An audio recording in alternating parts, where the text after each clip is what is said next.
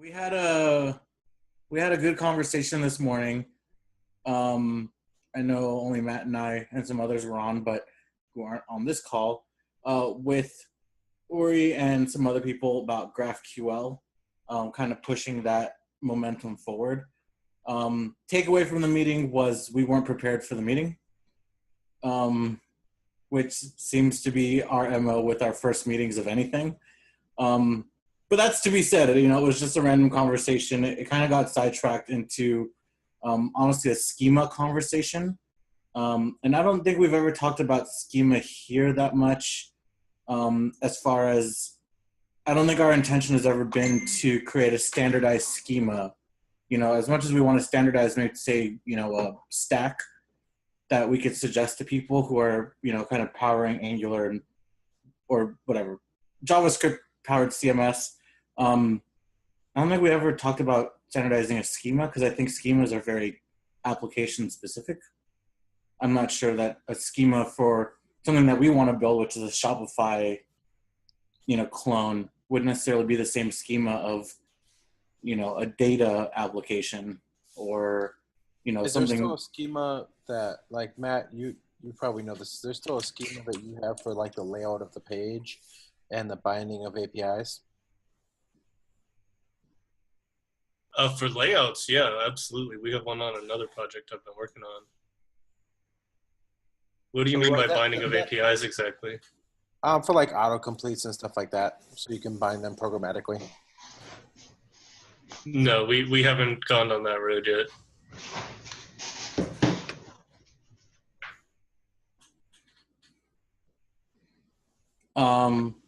But yeah, so no, it was a good conversation. I think that, I don't know, I think our takeaway was really we need to create more of a goal or something more in mind. It seemed like that conversation kind of became a different conversation than the one we're having here.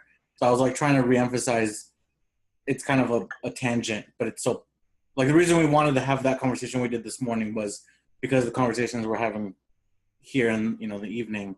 But it kind of got sidetracked into schema talk. So I'm hoping that eventually we can get Uri back on a call and with a little more focus. With that being said, if you guys open up the document that Zach originally created, it's in the Google Doc. Let me just pull it up and put it on the chat here. Might be the best way to do it.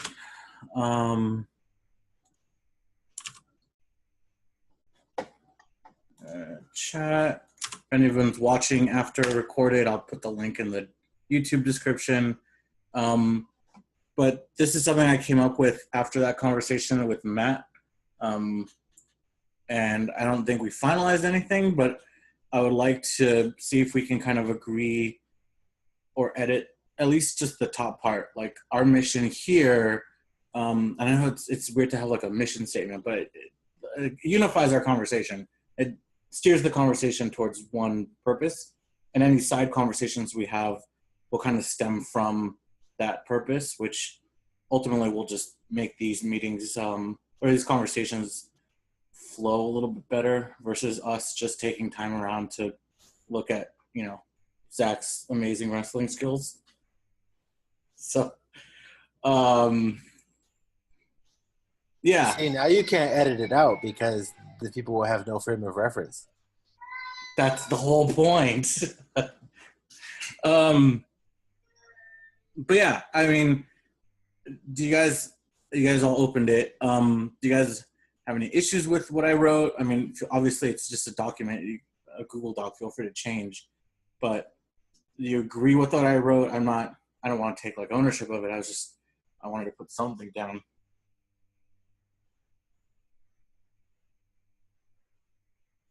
No, everyone is like, man, this is amazing. Roy's just amazing missions typer person. It's the best thing since sliced bread. Yeah. I'm just looking over it. I mean, I think that makes sense. I totally want to squirrel us and go on that schema path, but I won't. There's so much nope.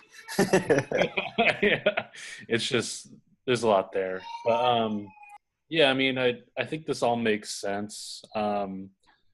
would something like JSON API be something that we'd also want to look at, or GraphQL? We kind of feel like we want to stick with that.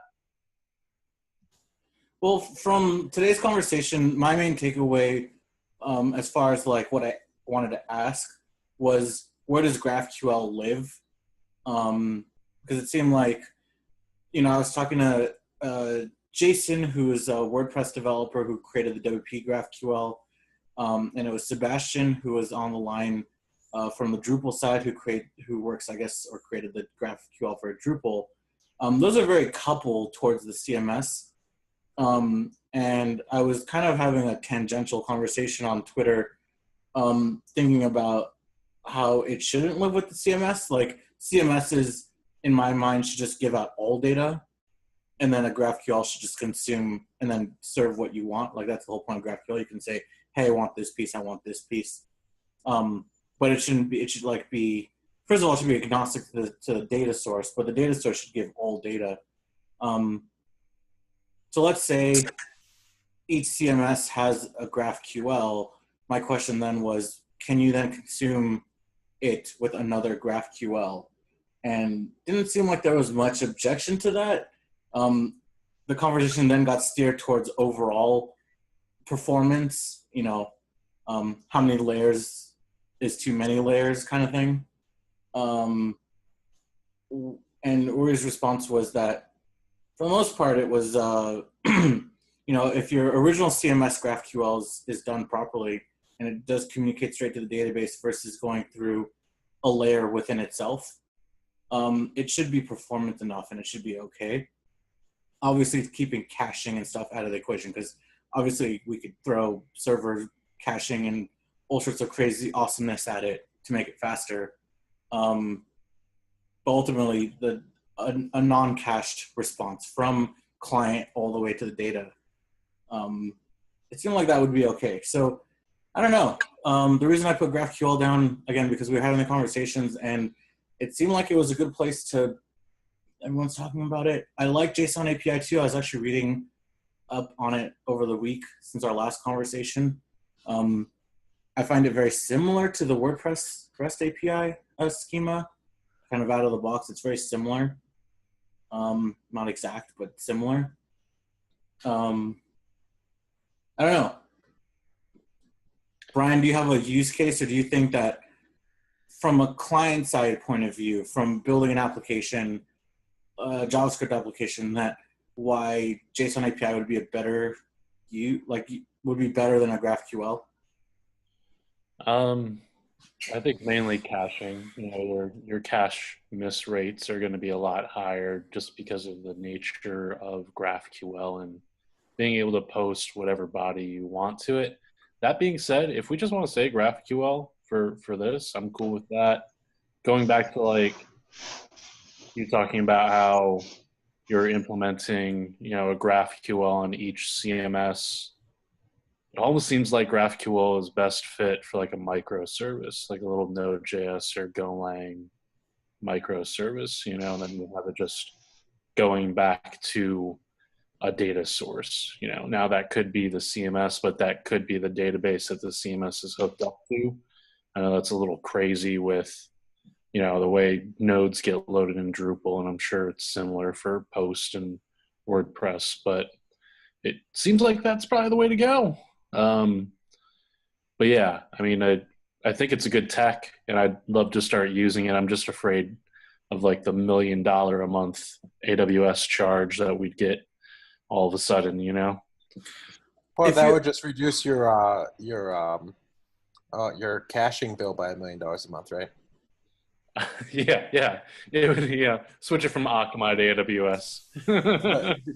B-Man, real quick question. How would you see, with everything that you already have set up with Strong Loop and the multiple data sources there, how do you see plugging GraphQL into Comena? And then Matt, same thing with the stuff that you're working on BMO. Again, same thing, because you guys are all working on 3 very distinct ways of doing things. And it'd be interesting to hear how you guys see connecting your existing efforts into GraphQL. For me, would probably be using the loopback GraphQL connector that we discussed like two weeks ago. There's a community project out there. And I think I would set it up to use loopback's endpoints. So it'll basically reach out to its own internal endpoints to do that. Because in loopback, you can already define different data sources. You can use REST as a data source. You can use a SOAP connector as a data source. So I think I would like to abstract that part in loopback and then publish it through GraphQL. Maybe selectively, maybe not everything. That's probably the way to go for me. Matt? Well, I mean, the Drupal GraphQL story is already pretty fully fleshed out in terms of its ability to expose complex data models as they evolve and the relationships between them and everything. So building on top of that's relatively straightforward already at this point. The key there is like, it comes back to the schema discussion that sounds like it's kind of a rabbit hole. Is do you have predefined data models, or how much of that power are you giving over fully to the client to determine all of that stuff? I mean, one of the values of Drupal's data modeling capabilities is the flexibility they give you. So as you're adding things on the Drupal side to an entity or a bundle, building out fields or creating a new relationship, then you're going to have work on both sides to then tie that new functionality in with on the client side of GraphQL. Right? Is there a point in standardizing schema for the front end application and the back end? There's that word again. We're so going down this rabbit hole. I love this. Well, yeah, it's already begun. Briefly, if I could give a little update, because I was on site with the team, the Angular team yesterday in Mountain View, and we were talking about this problem space. Yeah, I'd love to hear that. It was Rob and Steven mainly that I was talking to. But one of the ideas we were exploring, so right now on the Drupal side, we're building out this distribution called Contenta, and I'm helping with the Angular implementation on top of it. But similar to what we're discussing doing here, we kind of just picked a default data model, which is like a recipe site that we're building. So all the different implementations are building towards this same data model. And when I was down there discussing this and showing them the little demo yesterday, one of the things we were talking about is, okay, it's simple enough to model out a recipe data model and have everything correspond to those API endpoints. But the real question is, what can we do to make it easier when the data models themselves are abstracted? So one of the things we were talking about is ways to automatically have your application respond to changes in data model. And changes in API endpoints. So for example, with JSON API, we also in Contenta have Open API on top of that, which it lets you do like Swagger UI documentation of all your endpoints. But part of the functionality that gives you is each data model has a JSON schema representation that's addressable independently. So you can, for each data model, go out and get the entire type schema of that data model, even as it changes and evolves. So then the question becomes, with that living representation of a type schema for each data model, how much of that can you generate on the Angular side, and so then the big question we were debating was whether it's a runtime thing, which we did a quick and dirty hack version of, where you're reaching out to your API, getting your data models, getting the schema of each, and then dynamically at runtime building out menus and indexes and views of all of that stuff, which is interesting as an exercise, but I don't think it's very scalable. One of the big...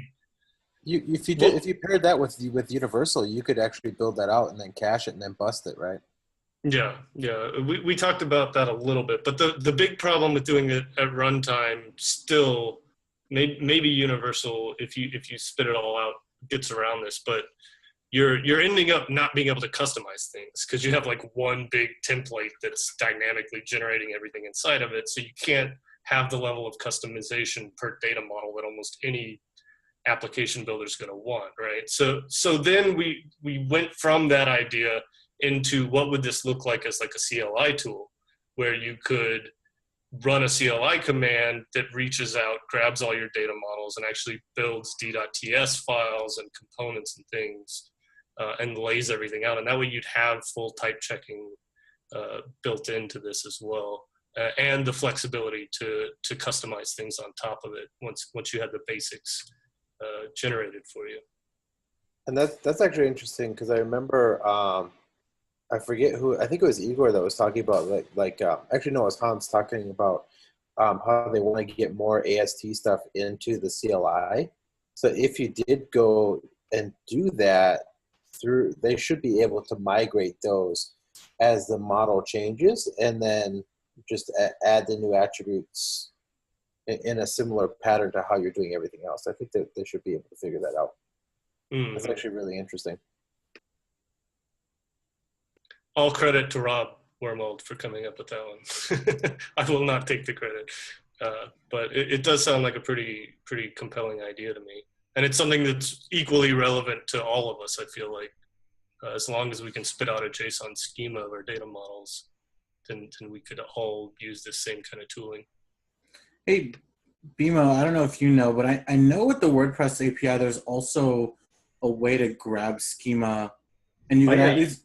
You can definitely set your own JSON schema for every endpoint, all the parameters, everything you want. It's baked in to the endpoint, the REST API. But can you grab it from an API call? Yep. In what capacity?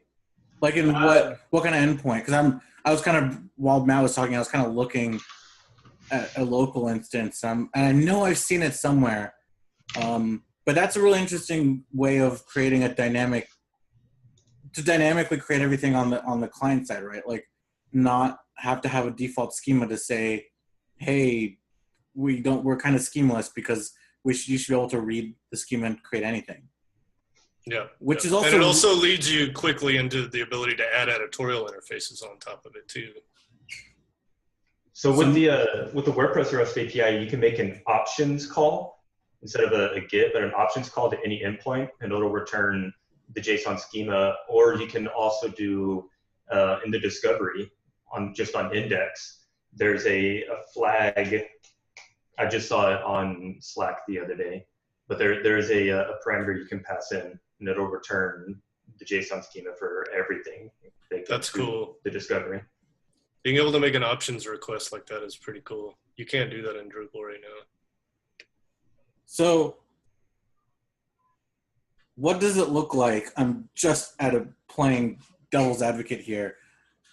Throw GraphQL to the curb for the second, and we said, hey, this is a much better way of actually building out applications, because GraphQL, as Brian pointed out, there's a lot of potential for not caching, or miscached results, right? Because unless the application knows exactly what it's looking for, which I'm having a hard time finding instances where it wouldn't. But let's say you have a dynamic call, right? And so that dynamic call won't necessarily catch something, or it won't be cached, right? So then now the GraphQL has to go find it.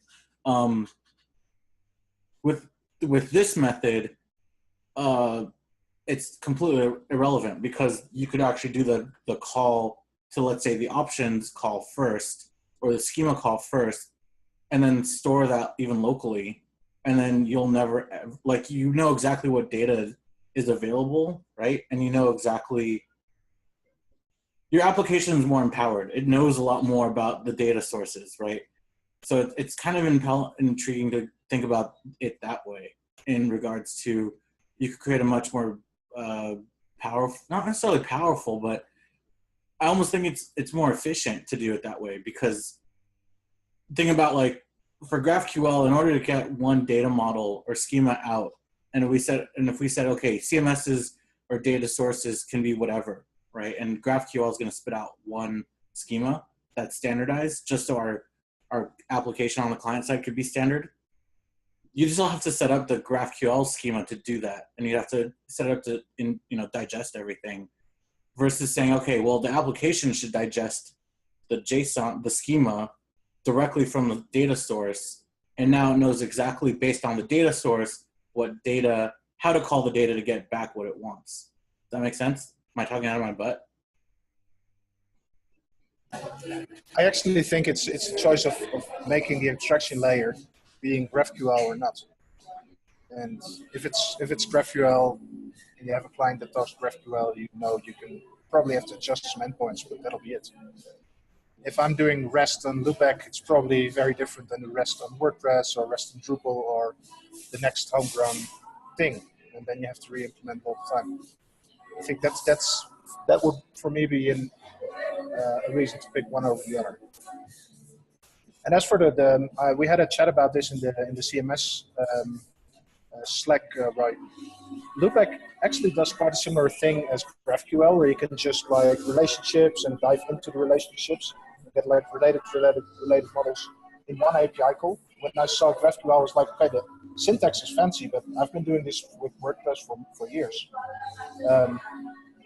So, I mean, the abstraction for GraphQL is amazing, and it's very simple, and the graphical interface is really cool, and it's really powerful. I think that as a front-end dev, you have all this information available. With that being said, Loopback provides a similar thing. We never felt the need to move to GraphQL because we were on top of Loopback. But if you want to have a generic layer, I think GraphQL makes a lot of sense. It's an interesting problem, right? Because let's say we're using the power of GraphQL and we can define the schema that we're getting back. If we want a consistent schema that can be used to generate these layouts, it's almost like by definition, using GraphQL would kind of break that, right? So if we wanted to have linked HTML types for every piece of data that we were returning, which kind of sounds JSON LD-ish to me, Matt. I don't know. Like being able to define the structure that we're getting back, like that might kind of break it. If we wanted something that was consistent, that any framework could like write a renderer of some kind for, right? So it's, I don't know, it's a little weird. I'm like trying to wrap my head around the whole thing. Yeah, me too. If you use GraphQL, then you're standardizing it. You're saying no matter what data source, right? No matter what CMS, you're going to have the same schema coming out kind of the other end, right? It ingests everything, and then on the client side, it's just going to see the same thing over and over. No matter what data source is coming from and what data is available, it's going to populate it properly, which takes some time just to kind of map out. But for the most part, you know that, hey, if I'm looking for, we're talking about Shopify clone. If I'm looking for the product title, description, and price, all I have to do is ask for product description and price.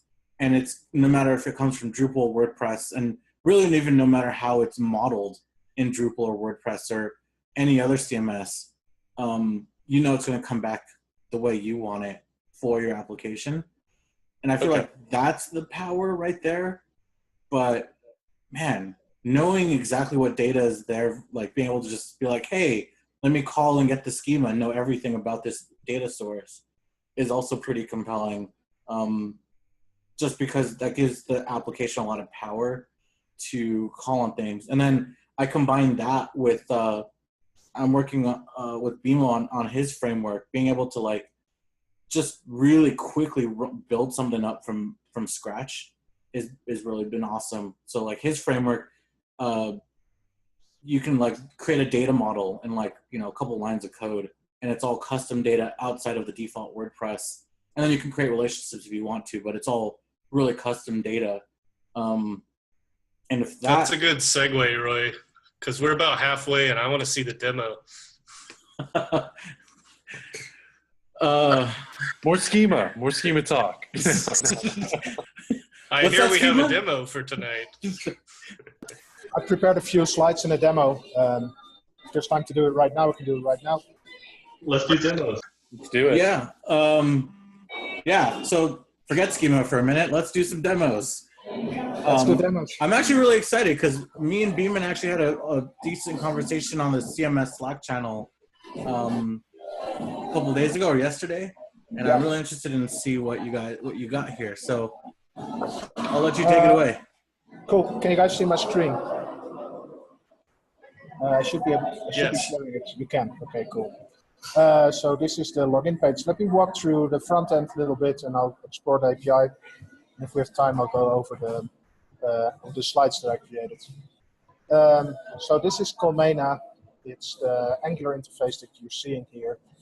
One of the key things here is the modularity. So all the parts you see here on the side, for instance, is content menu, is the content module. System lives here in system. The dashboard is what we're looking at right now. We have a module for storage. These are all like, you could see them as like mini Angular applications. And for the backend, I did similar thing. So I split it out: content modules, content models, system models, and API models. Now, previously it was referred to as Colmena CMS, and that really had a focus on content management, but it's more and more grown towards a platform where you can build apps on. So I dropped the name CMS from the project. I don't mind being referred to as CMS because in the end of the day, we're still managing content, but it should be a system that you can easily expand on. So the basic content stuff works. We have like a pages section, a posts section, some things like products. There's a simple model browser, so you can just go here, and this is what actually is represented in the backend. So this is the data that you find in the backend. There's some file upload functionality. This all works pretty much as expected.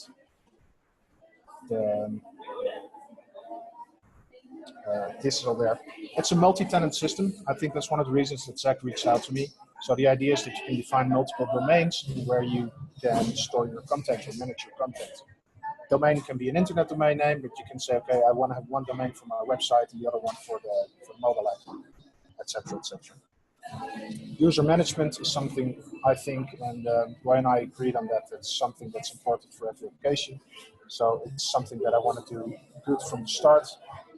There's a basic implementation here. You can add some access tokens like basic ACL is available. You can add roles to the user, etc., etc.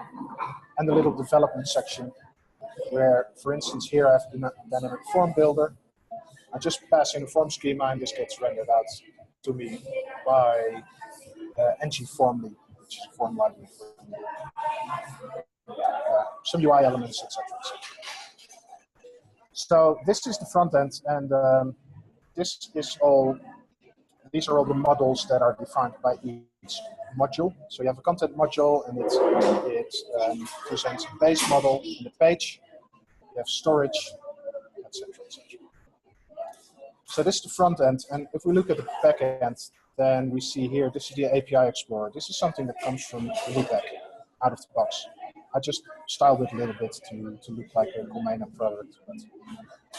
But, this is basically a default model definition, and each model definition stands for a REST endpoint. So the pages we just looked at, pages endpoint is just this URL, and it delivers the content.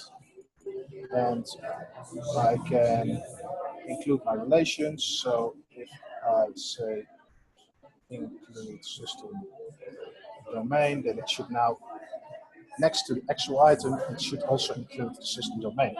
So this is what I talked about, the relationships between the models and how you can query it. The syntax is not as clean as GraphQL is, but it's similar to capabilities, which for me were a big selling point of Loopback in the first place. Yeah, the syntax is very similar to JSON API, actually. It's true. I never looked in detail at it. You can, and it's quite interesting. It's quite powerful. You can like filter on fields, etc. Well, a whole slew of things. Actually, one of these weeks, my Egghead course on Loopback's coming out, and there's I'll cover everything, like basically setting it up, creating relation, querying them, filtering, etc. We just talked about metadata. So this is something. This is a component I built in Loopback. So Loopback allows components that add new functionality, or new models, and it allows for mix-ins. So basic pieces of functionality you want to reuse inside each of your model. You can think about a good example for a mix-in is like created and modified time. You want to have created and modified timestamps for each of your model instances. Just create one mix-in that does it for you. And I created a metadata endpoint. So this gives me the metadata. So here's the page model that we looked at. It tells me the properties of the page model. So we have name, content, ID, and then like the related models, created, modified. So these two are actually provided by the mixin. We define our ACLs. Well, these are all the mixin that applies to this model. You can add validation, you can add relationships, etc. So last thing I want to show you guys is the actual model definition. So this page model that you see here is quite verbose. It has quite a lot of things. But how it's actually implemented is this snippet. So it's this 15 lines of code. And how it works, it takes a base model, content base model. And this base model provides most of the functionality. So this base model makes sure it can attach a file, and you can attach a domain, you can attach a user. Base model sets a couple of extra properties, which are the properties you see here. And then this base model, in turn, bases itself off another model. So it's quite powerful how you can do inheritance in this way. It inherits and you can override freely as you see fit. So that's it, and let's look very, very briefly at the structure. It's, the application is a monorepo managed by Lerna. Lerna is awesome. In Lerna, you define, okay, I have these folders, and in these folders, there are other node packages. And Lerna links it up for you. So if you do here, let's say, Lerna ls, this lists out all the node modules that are in my project. This is the way how I link them together. So when I go to my Angular application, for instance, this is the whole application, this part. And it's just an Angular CLI application, but it's really minimal. It's used for loading the NGRX store. It's used for loading the routing, doing the extensions, and some basic components like not found one. Other than that, there's nothing to it. The way to add functionality to this basic app is install the package through package.json. So here you see the front-end modules that I've created and loaded in, just like another node package. And then in the extensions module, you basically enable your extension. This, let's look at the, here is where all the modules are actually being loaded. So it's quite a flexible solution. At this point, you have to touch the Angular app at 3 points to load a module, and the loopback at 2 points. Eventually, I hope to do it like fully automatically, that you can just npm install package and that Domena will pick it up and load it, but we're currently not there yet. Yeah, this is about it. Any questions so far? Do we want to see more demo? If we like, I can hop over the slides that I have to give a little bit of more background, so we can have a discussion about what's here. And all this looks really, really awesome, though. Yeah, it looks really cool. Are your slides online somewhere? Not yet. I just created them like 10 minutes before the call. Why don't you put them online and we can share them with the video, and then we can kind of move on from now. Yeah, perfect. But yeah, no, definitely love everything you've been doing, and obviously we had some good conversation in the Slack. So I'm pretty excited to actually play around with it to see what kind of custom CMS stuff I can get going with it, especially with the user management being a huge aspect that we talked about. So one of my goals with Domena is to make the documentation and the onboarding super simple, because I think a lot of times you're just lost out in the dark. There's some cool project, no proper way to use it. So I'm going to go for guides, just simple guides, step-by-step process, how to set it up, how to customize it. I'm going to do some egghead style videos, so like 3-4 minute style videos that just walk you through it, touch on the basics. I have some generators out there where you can just basically create your own modules, like these things, your own extensions. So let's say I want to do the recipe. You basically scaffold your API recipe and your admin recipe module, and that's it. And I would love any feedback from any developers, like what do you like, what don't you like about it? It would be, I would be curious, so, because B-Man, you did a little work, this is insider info, to do the social login stuff for the NGATL. I'm wondering, you know, for the other CMSs, I wonder how hard it would be, because I know like WordPress, for example, has a ton of plugins that you could use. I wonder how hard it would be to port those plugins to other CMSs. That's a completely different discussion, but you know, seeing this makes me curious about that.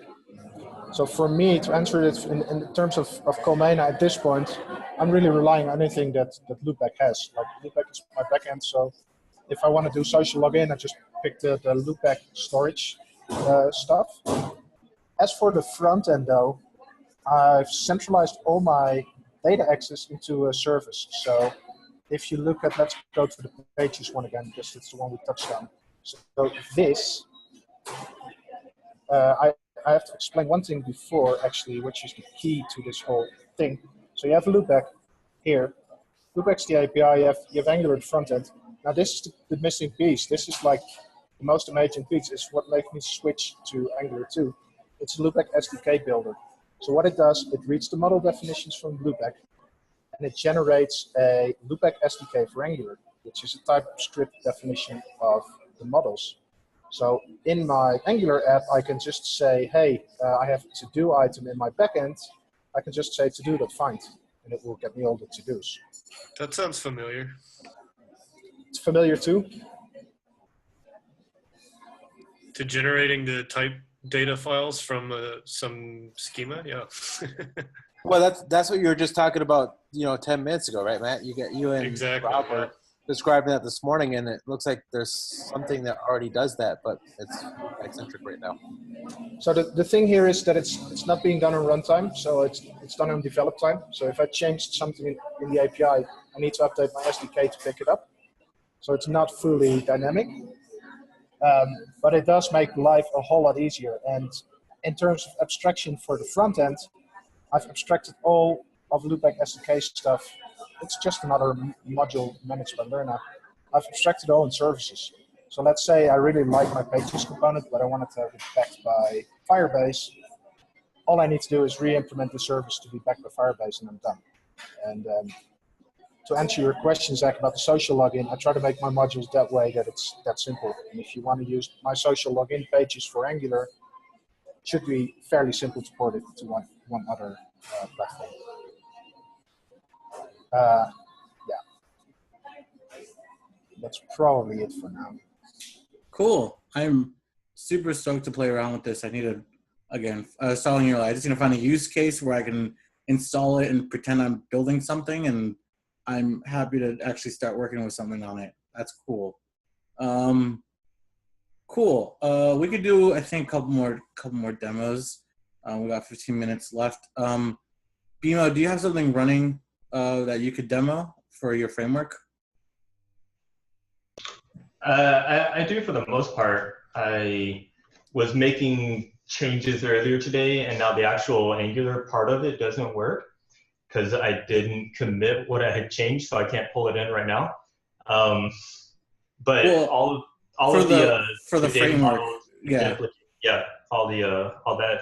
So yeah, so I'm going to. I think what I want to do is do like a really quick overview of just the API as it is by default, because Bimo's framework adds to it very easily, but you kind of want to know what you're kind of dealing with out of the box. So let me just share my screen.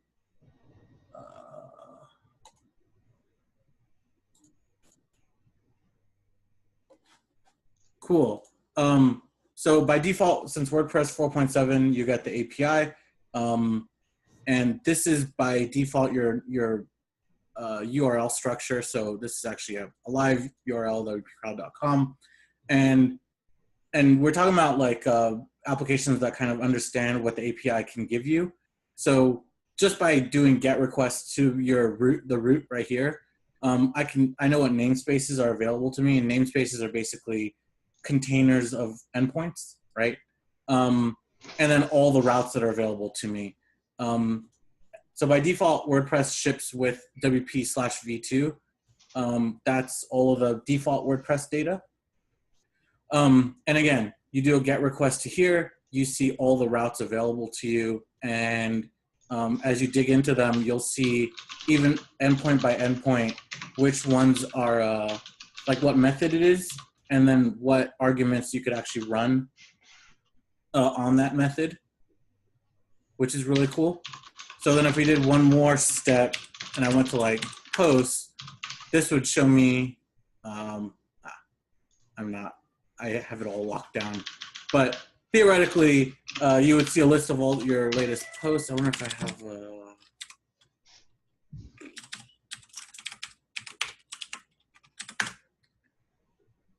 nope, don't have my local ring.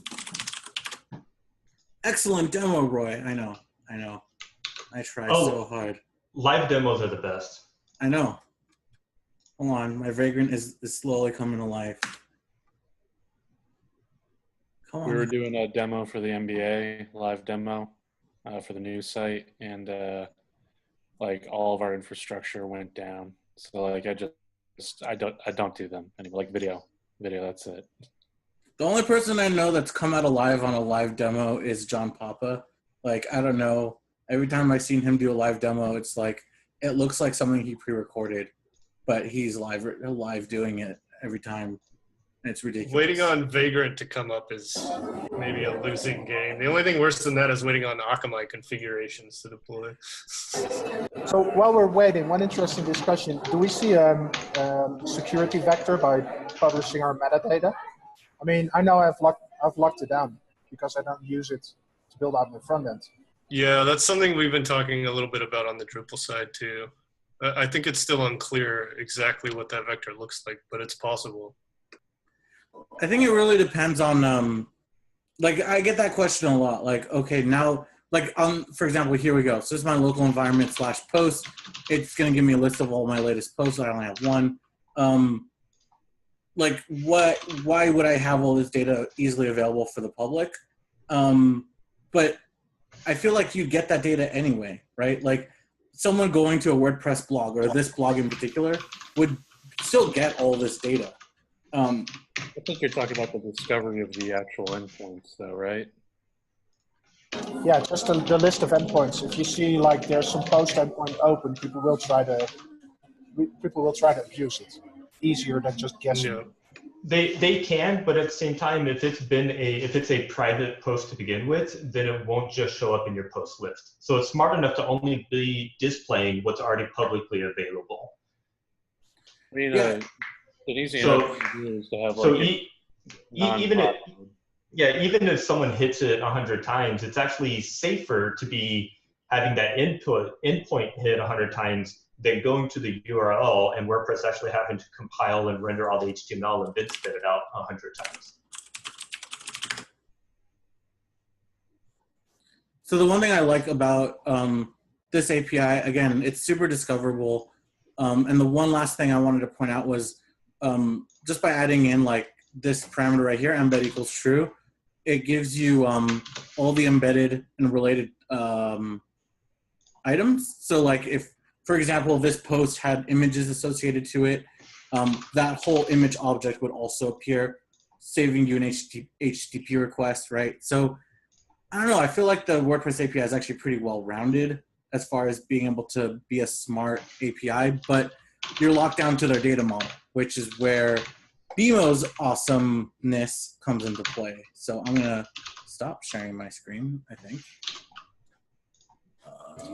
What I find really powerful about this one, and I think JSON API is the same, or JSON schema, one of the two, is that you have hrefs to the actual content. So that's something Loopback doesn't do.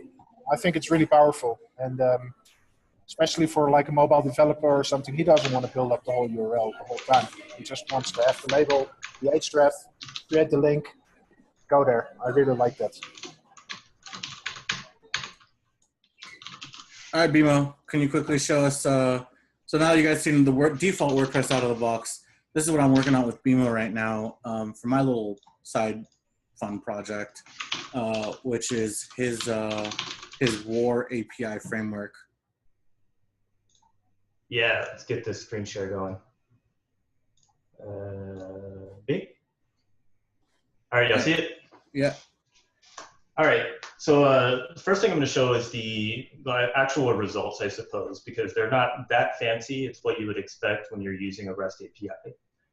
For example, we have our URL structure, and we're going to look at all the owners, and look at that. We have Bimo, and apparently I'm 100 years old, and we have Roy, and he's only 10, and that's okay. Some of, whoa, not what I wanted. Some of the fun stuff that I tried to bake in is being able to get as much as you can out of it. Pretty much the URL query should be an actual data query. So you can sideload, and now I'm pulling in, hey, here's my actual pets that I do own.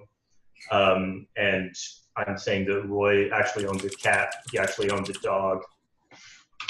And say I actually want to search through all of the associated data that goes along with whatever I'm looking for.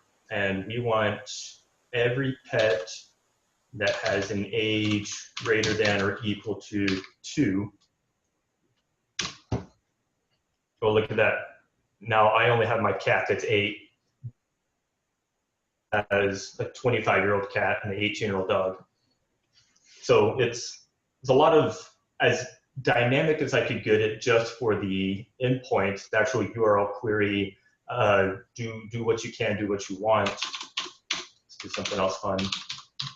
We're going to find pets 1.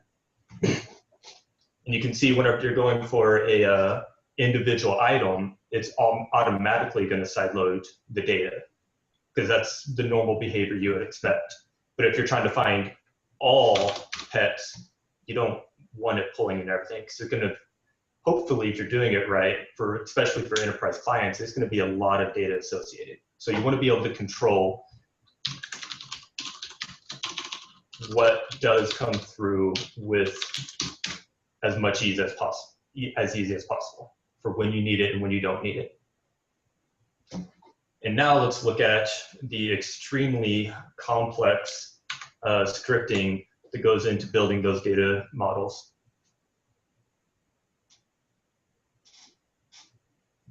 That's it. This looks pretty cool. So you say owners, that's the name, and that's going to build a custom table in MySQL. Access, you have different levels. It's null is open and public to anyone and everyone. You can set access to default, which means it only works if there is a WordPress not, which pretty much means only the front end system can access it. Or you can set it to true, where it doesn't matter how you're authenticated, you'll have access to it, but you have to be authenticated. You can also pass in any of the WordPress user capability slugs. So I could set that to add users or edit themes or whatever's baked into WordPress already. And then you describe your parameters, what they are. And these ones are just individual words, but you can spell it out as much as you want. So we can default out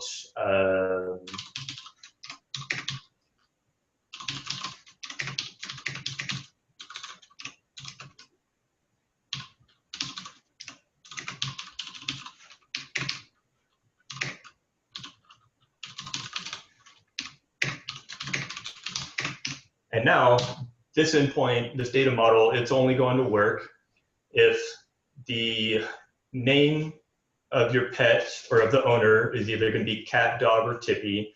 But if there's already another table or row in that table that has that name, pretty much unique true creates a primary key in MySQL. And so you can really be as granular as you want, or you can just say string. That's going to take over. or associations, it's as simple as for owners, there's going to be many pets. So find all of the pets that have the owner of ID. So whatever I passed in, or which, like pretty much this owner's ID, find all the pets. Or the other way around, pets are going to have one owner. So go find the owner that is set by the ID. So it'll be this owner by ID as defined here. Go find me one. This guy is really selfish. This guy just wants that one person. And you can, I don't know, I'll have to share something different where it's really built out, really complex. I'm working on a ticket notes app that's, I mean, I got too much going on with it. And then very lastly, here's how you use the WordPress way of extending it out, initializing the entire customized API, and add your custom config and your custom models. So just like I was showing you guys, like the namespaces and stuff, this automatically creates a namespace in the config, which doesn't look you have. Oh, you do have it. So yeah. That creates a custom namespace. So that way these data models are actually separated out from like WordPress default. They're not in the same namespace, which is a good thing. And therefore you could version this out by itself. So this could have its own separate API kind of built into your default WordPress API. So combining, let's say, WordPress data with this kind of data is why I'm kind of using it right now. Just playing around with it. And me and BMO have been like working like every morning on a little bit of here, a little bit there, plus documenting it because it hasn't been documented at all. Yeah, Roy has saved my butt with the documentation. But yeah, it's been pretty cool. So this is like where like going back to our very original conversation for today is once you have something like this, or Colmina's setup, or Drupal's, which I'm sure Matt can demo for us next time, or Brian, I guess. Once you have that in place and you have your custom data models, what happens next? Like, do you attach a GraphQL to each one? Do you do the thing, and do you have it completely in the middle, separated out? That's kind of where I'm lost, and I feel like that's where we keep on coming back to. Honestly, the more talks we have about it, I'm leaning towards each of the CMS being responsible for implementing their own GraphQL solution. Because when it comes to the front-end client, as long as they know I can connect to that GraphQL, then that's pretty much standardized everything. So that's also kind of the point of GraphQL, is it's easy to discover and implement and get exactly what you want out of. But I keep thinking of something I've wanted to do for a long time. I used to ski a lot, and I always wondered which mountain has the most snow on it. And I was like, oh, I know how to develop. I'll just like hit every ski resort's website and pull in their reports, and it's just not easy. But I feel like this is got the kind of basic solution of, it doesn't matter who set up the site, but the site was set up following these kind of like standards we wanted to put in place for how to do it. And then that also means someone else can build something that goes and hits all of it. And that's a little tiny use case. No, it's a fair example. If y'all want to go skiing, let me know. Aren't you in Austin? Do you even get snow? I know, I have to go to New Mexico. Which sound, really? Isn't Mexico just desert? No. And meth? All right, well, yes, the meth part. But you go up to north of New Mexico before you get to Colorado. It's really great snow. Yeah. So. And meth. This phone call is being edited for quality assurance. I like that. I mean, I think it's. I mean, if our mission right here is to say, that we want to create a standard, I don't see why we can't say, hey, for our standard, if you're going to use WordPress, Drupal, whatever, make sure that they all have a GraphQL. But that kind of comes, I hate this, but Brian loves it. This kind of comes back to our schema conversation. right? Like if we said every CMS has to have a GraphQL, right? That's coupled to it. Shouldn't then the conversation be, what is the schema that all of them have to have? Because you don't want to have different types of calls based on the data source. You want to have one call from your application and get a standardized response back, so you know how to build out, your view or whatever. Oh, look at the time. Yep. It's been fun, guys. Yeah. Until So next time. So I'm gonna ponder on that some, but yeah, I'm gonna link the document that we were working on in the notes below. If you're watching, feel free to kind of edit and put your comments down. But I think that's the question we have to answer: is where does schema lie in this whole thing? Or do we standardize it or do we not? And if we standardize it, I think something that Uri mentioned was maybe like making a Git repo. And I was thinking maybe there's a Git repo where it's like, hey, if you're creating a Shopify or an e-commerce experience, here's a standardized e-commerce schema. If you're creating something that's like really content specific, here's a standardized schema for that. And maybe the schemas are standardized by use case of, application versus, one schema to rule them all. So that's my takeaway. See you guys next week.